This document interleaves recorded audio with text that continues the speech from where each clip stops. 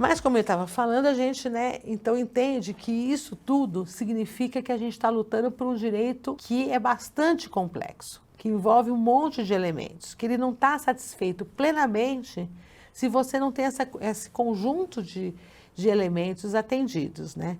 Um desses elementos, né, é o acesso à energia. Eu queria então falar um pouquinho para a gente sobre isso, né, e como é que essa luta está neste momento na luta do movimento de moradia. A gente só pode entender que moradia é um direito se a gente olha para as pessoas e entende que todas elas têm que ter o acesso a uma moradia adequada. Essa moradia adequada, né, o acesso à energia também é um desses elementos. E ele vai se transformando ao longo de cada momento. Muitas vezes, né, a gente percebe que coisas que há um pouco tempo atrás não existiam ou eram consideradas luxo, né, hoje passa a ser uma necessidade. Vocês sabem que na década de 70, quando o poder público ia fazer vistoria em favela, cadastramento, inclusive pensando em remoção, né, para usar um argumento de que as famílias não eram famílias carentes, necessitadas, eles contavam quantos barracos tinha televisão. E ter televisão era um elemento para dizer que aquela família não tinha uma necessidade extrema de moradia. Porque se ela tinha dinheiro para comprar televisão, ela não precisava de moradia. Olha que absurdo, né?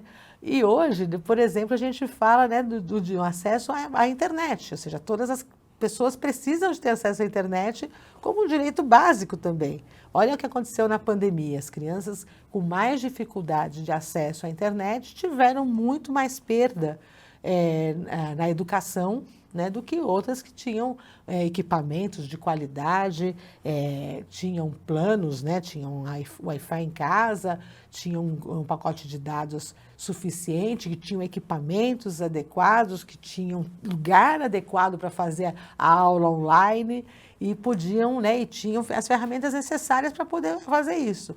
De uma coisa que parecia quase que uma futilidade, né, você passa a perceber como isso é necessário. E isso, né, na energia, a gente vai ver ao longo do tempo exatamente isso. Como que essa luta, ela é uma luta por um acesso melhor às oportunidades, às condições de vida na cidade. Pensando que a moradia, muitas vezes, não é só lugar de repouso, não é só lugar para você chegar em casa, deixar suas coisas, dormir, acordar, tomar banho e ir para o dia seguinte voltar para o trabalho. Essa concepção dessa moradia, que só é a reprodução do trabalhador para ele voltar ao trabalho no dia seguinte, com o mínimo de condição de executar as tarefas de trabalho, é uma visão, né, do capitalismo mais perverso, né, que não pensa que aquele trabalhador tem outras necessidades e direitos que não só está pronto para trabalhar no dia seguinte.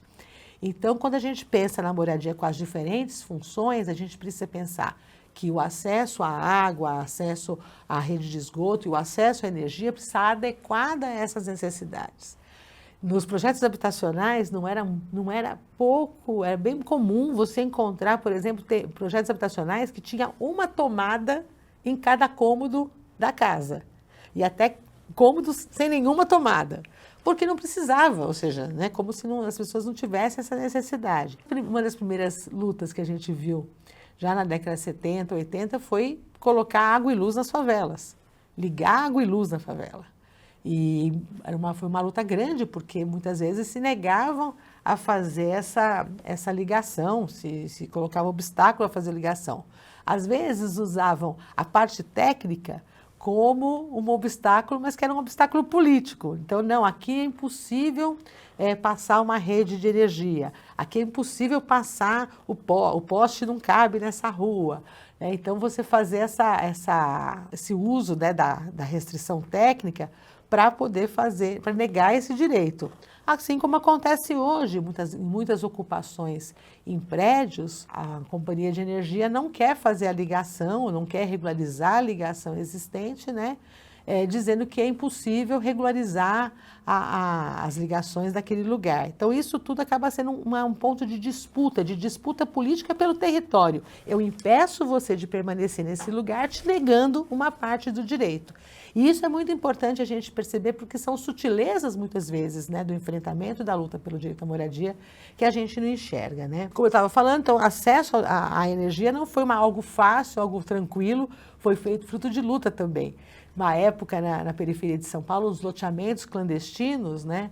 Você tinha muitas ligações irregulares, muito gato, muitas formas irregulares de acessar a energia, que gerava, e como havia uma total negligência do poder público, né, as pessoas começaram a se organizar para fazer ligações um pouco mais adequadas, se ainda não era exatamente o que pedia a norma técnica, mas um pouco melhor, né, a gente chamava de eletropovo, né, que eram as pessoas se organizando, a comunidade se organizando para ter poste, para ter a fiação adequada e chegar nesses lugares, né? Porque muitas vezes um loteamento clandestino também não tinha acesso, não recebia as ligações oficiais de luz, né? E pasmem, até em conjuntos habitacionais produzidos pelo poder público, às vezes se entregava conjunto habitacional sem ligação de energia. Eu, pessoalmente, vi casos da cidade de Tiradentes, em conjuntos que iam ser entregues ali há 2, 3 dias, com famílias que vinham de remoção de área de risco, e que, chegando lá, a gente viu as casas, a gente viu os postes e viu nenhum fio, ou seja, significando que não tinha energia naquelas casas e as famílias iam mudar nos dias seguintes, significando que iam morar um monte de família no escuro, no meio do nada, né? Então, ou seja, eram várias violações de direito e mais essa, né? Nos cortiços, né, do centro de São Paulo, isso também sempre foi uma questão muito importante, porque muitas vezes os incêndios, né, eram causados por ligações inadequadas, já que o proprietário do imóvel adequava, né, fazia as gambiarras para destinar e poder alugar os cômodos. Então, uma das primeiras lutas que a gente vê, né, na década de 70, 80, foi em relação a isso, né, ao direito à água e luz nas favelas, nos cortiços. A tarifa social, muitas vezes como eram ligações, uma ligação para um conjunto grande de famílias, né, eram encaradas como grande consumidor e os valores eram exorbitantes. Então, também a luta para ter uma tarifa social de energia também foi uma luta importante, né, e que levou até aos anos recentes, né? E essa é uma luta bastante atual sobre a questão do acesso à energia. Além disso, né, a melhoria dos sistemas de fornecimento dentro das favelas para evitar os incêndios, inclusive com brigadas, com a formação de brigadas de incêndio dentro das favelas, buscando alternativas, inclusive técnicas, para enfrentar, às vezes, dificuldades construtivas, né? As vielas não têm os tamanhos necessários, então como é que a gente leva energia de forma segura para esses lugares? Então, tudo isso são formas de luta que foram, ao longo do tempo, tratando acesso à energia. Mas também é importante falar que o acesso à energia também tem sido motivo de criminalização de movimentos populares e lideranças, né? Em muitos lugares, quando você não consegue, né, o poder público quer punir aquele movimento, quer fazer alguma sanção àquele movimento e não tem outra forma de fazer, o roubo de energia, né, usar exatamente essa expressão, né, acaba criminalizando lideranças, movimentos sociais que se inviabilizam, porque acabam tendo que responder por furto, e responder judicialmente, às vezes até sem o apoio jurídico necessário. Então, uma forma de criminalizar ocupações, né, ao invés de discutir exatamente a questão da ocupação, é a criminalização pelo furto de energia, né? E claro, né, sempre o risco de corte, tanto, né, individual ou coletivo. Então, em várias ocupações, a companhia de energia chega corta a luz da ocupação inteira, né, fazendo um baita transtorno na vida daquelas pessoas, sem fazer a discussão mais importante, que isso é um direito delas e não é simplesmente alguma coisa que se pode tomar, retirar de forma arbitrária. Então, para nós, essa questão está envolvida numa série de lutas pelo direito à cidade, pelo direito à moradia, pelo direito a permanecer nesses lugares. A gente sabe que a gente avançou em algumas questões, mas ainda falta muito ainda para avançar. Por exemplo, isso, né, um financiamento adequado para que as áreas de ocupação possam receber os investimentos, né, para a regularização do acesso à energia. né, para que tenha os mecanismos necessários, ó, seja para chegar a rede até lá, para fazer a distribuição, para fazer as ligações nas casas de modo seguro e adequado, né? A oscilação, muitas vezes, nos lugares mais periféricos da cidade, se oscila muito mais a fornecimento de energia do que em áreas mais centrais. A gente também enxerga essa discriminação e essa desigualdade na cidade, né? Então, são algumas lutas que estão importantes. E uma outra luta importante é em relação à tarifa social, porque ainda hoje ela não chega para todo mundo que precisa. Está estabelecida, existem regras, mas muitas vezes as pessoas não conseguem chegar a acessar esse direito da forma plena como deveriam, né? Então, esses são alguns elementos da luta que a gente tem trazido. E nessas lutas pelo direito à energia, né, muitas vezes a gente ficou só na esfera do consumo, mas também trazido, inclusive, por várias discussões importantes, né, no nosso país, como a discussão da matriz energética, como a discussão feita pela questão ambiental, né, e também trazida por algumas mobilizações importantes, como o MAB, o Movimento de Atingidos por Barragens, e outros grupos, também a discussão de como é que essa energia é produzida e como ela é apropriada.